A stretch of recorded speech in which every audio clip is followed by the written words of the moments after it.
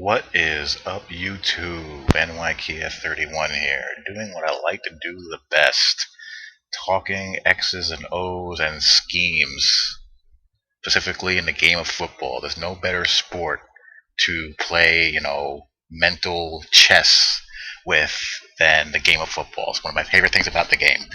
Um, I don't know. One of the reasons why I do these videos is, one, I find it fun to talk about these kind of things, and also to, share with people, different things that work both in real life and in the game, and hope people are interested in applying some of it, and also maybe learning more about the game so they understand more about what they see on the field on Saturdays and Sundays, or on a Monday night, or when they're playing the game, they can say, hey, I know why that works now. But in this particular video, I'm going to go over, the general principles of the Tampa 2 and how they look, and also some areas that I'd like to see, improve, that I hope are improved in Ncaa 12 and Madden 12. And of course, we won't know that until we actually, play it and see it visually. So, those are things that I care about. I care about X's and O's and schematical, things working properly, because, if those don't work right, the best way I can explain it is I can deal with a game not having as many, double hit tackles, or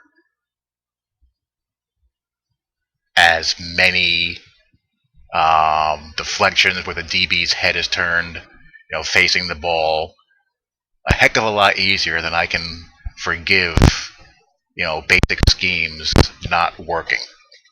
And contrary to popular belief, you can get zone coverage to work, provided you have the right players and you know what you're doing.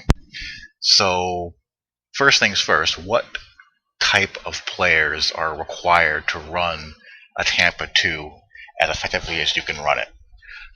First rule of thumb is that you absolutely must have fast, athletic linebackers who can zone cover.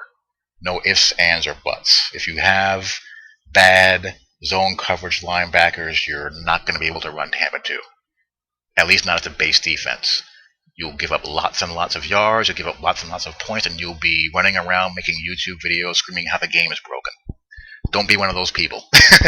Learn what your players can do, learn what your roster can do, and put the best players on the field as you possibly can to play the style of defense that you want to play. Secondly, you need quick, athletic defensive ends that can shed blocks and have good, pass rush moves, either finesse move or power move. But they have to have those attributes. You don't need the big anchor, 345-pound plugger in there. What you need are defensive linemen like Ncaa Suh and Nick Fairley at D-tackle, guys who are fast, athletic, agile, and can shoot gaps. You need defensive ends like Trent Cole, Dwight Freeney, Robert Mathis, John Abraham. You need speed rushers on the outside, because those are the guys you're going to be relying on to put pressure on the quarterback and disrupt the line of scrimmage while you drop back 7 people in coverage and have all that speed converge on either a ball carrier or a wide receiver. Corners. And I'm highlighting the corners because they have a very important yet underappreciated duty in the cover 2. In the Tampa 2 scheme, they must be physical, and their number one objective in pass defense is to get in the receiver's face and deny the outside release. They have to press up and deny a clean release off the line of scrimmage, because if they go vertical, you want to cut off the distance that the safeties have to cover in 2 deep. You want to eliminate as much stress on these safeties as possible. A safety that's forced to think too much is a safety that's going to make mistakes and get beat. Linebackers in coverage.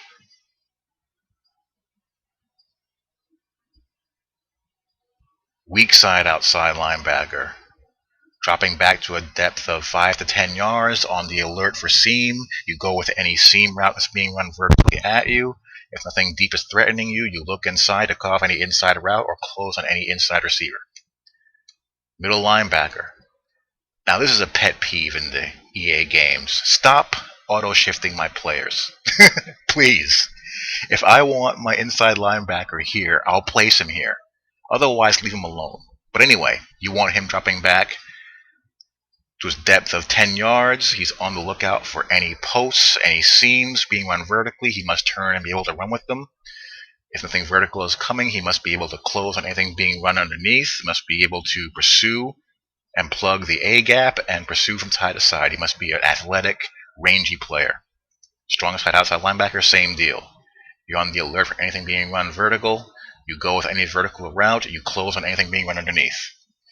The whole point of this defense is to have speed and athleticism rallying to the football underneath and forcing the defense to have to go a long field to score. Because the theory is the more plays an offense has to run to move the ball, the more chances there are to make, the more prone there are to make a mistake, or the higher chance that there are to make a mistake. So let me run this play from a play now game versus the CPU. I'm Notre Dame. I'm always Notre Dame. More times than not, I'm Notre Dame going up against Boston College. And we'll take a look at how this plays out in the game and what is done well and what can be cleaned up and what has to be cleaned up for NCAA 12.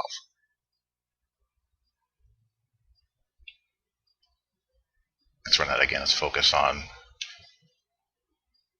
what's going on. Blah, blah, blah.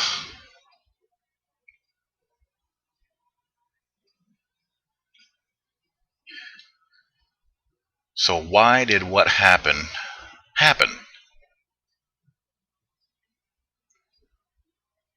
I'm using the right defensive end. I charge up field. I try to, block shed inside. I get thrown on my behind. That's okay. I'm not allowed to win all the time. Sometimes the offensive lineman can win. My other defensive end is more of a power rusher. He's fighting hard to turn that corner and get in there. Eventually gets a good swim move off, but he gets blocked by the back.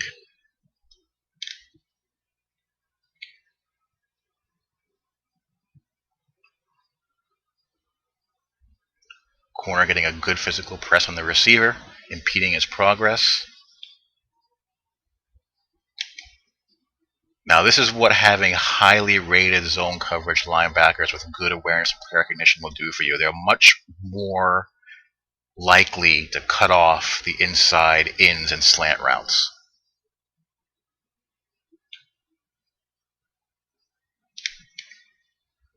Middle linebacker goes to his depth of 10 yards on the alert for anything coming down the seams and looking and ready to close on anything run underneath. The opposite corner, good physical release, good physical jam with the line of scrimmage. And again, he has a strong zone coverage and awareness rating that allows him to be aware of the receiver running the curl in his area. Now, this strong side backer demonstrates the problem that exists in these games in zone coverage and what needs to be cleaned up. He starts out backpedaling, going to his zone depth. His responsibility is to check the vertical receiver. If the receiver is running vertical, he has to stay where he has to run with him. But what he does is what we see over and over again in these games. He spot drops. He drops to his area and stays there, which leaves a nice throwing lane between him and the safety to squeeze a pass in there. We need to see the end of spot dropping. Zone defenses do not spot drop anymore. What they do is pattern read. And what pattern reading is basically like a matchup zone in basketball. You start out backpedaling into your zone, and if you're threatened vertically, that receiver in your area, the deepest receiver in your area, is yours man to man. And you don't pass him off until he enters somebody else's area. You pass him, then you pass him off to the next deep defender. He should be trying to stay with this receiver until about right here. Then he can pass him off to the safety and then come back to look to cut off anything being run inside. If this was robber coverage here and the safety came down into the box, he would have to do the best that he can to stay with the receiver and hope that the safety is good enough to recognize what's happening and give him some help. But that's what we need to see. We need to see more dynamic awareness out of zone coverage defenders. His awareness and play recognition rating should determine how well he's able to pick up who's coming in and out of his zone, and then his zone coverage rating should kick in to determine how well he covers the receiver.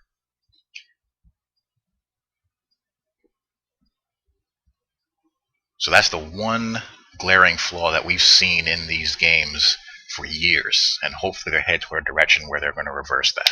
So that's an example of when the Tampa 2 works and the corners do their job and get a good jam on the receivers and deny outside release.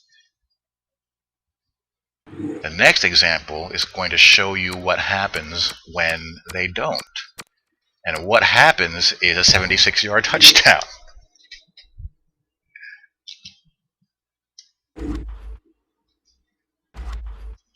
View replay.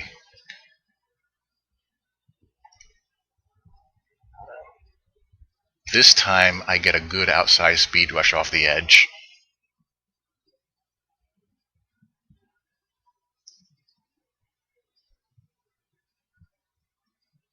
But unfortunately this happens. Now the question we need to ask is why?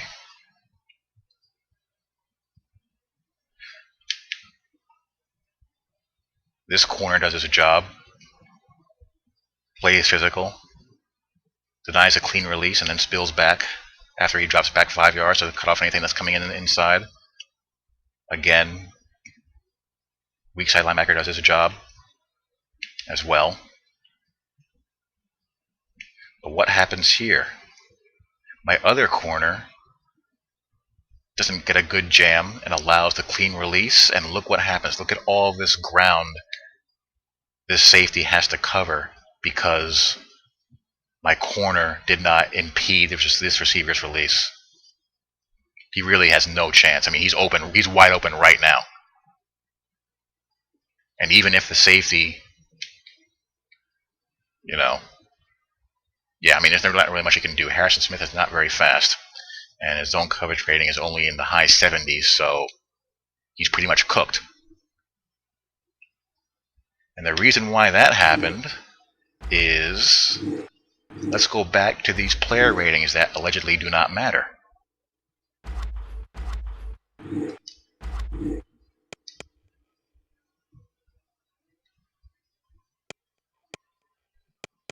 Actually, let's go exit game. I'll have to exit the game and show you the depth chart.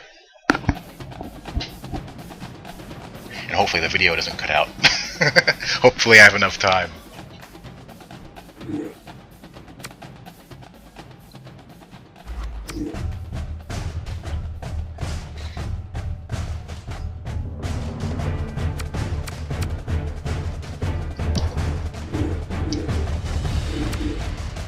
Oh, come on, come on, come on. Team management. Depth chart. The clock is ticking. I'm running out of time. Corners, 86, 85 overall. 96 awareness, 89 awareness. So far, so good, right?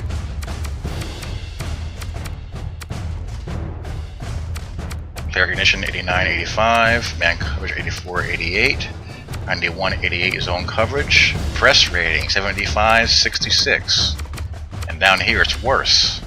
So these corners aren't going to get a consistent jam. And when I play with Notre Dame, I usually back them up.